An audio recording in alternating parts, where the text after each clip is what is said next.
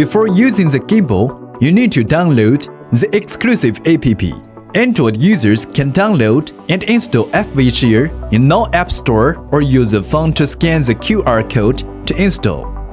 iOS users can download and install Freevision through Apple Store. After installing the app, turn on the Bluetooth.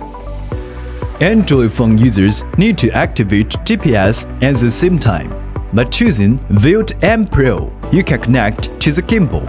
After connecting successfully to the gimbal, the blue connection standards LED stops flashing, turning to the blue LED that lights constantly. At this time, you can use the gimbal to control the app. You can carry out various operations. And to enter the main menu, you need to tap the menu button. Keep tapping can loop switch the main menu option. Tap OK to enter the lower menu. Long press menu button to exit menu. If you want to use the camera menu function, tap the menu button, open the camera menu. Move the joystick up and down to switch menu options. Tap OK to enter the option submenu or select. Long press the menu button to exit the camera menu interface. If you want to set up the gimbal, tap the menu button, switch to the gimbal menu icon. Open the gimbal menu.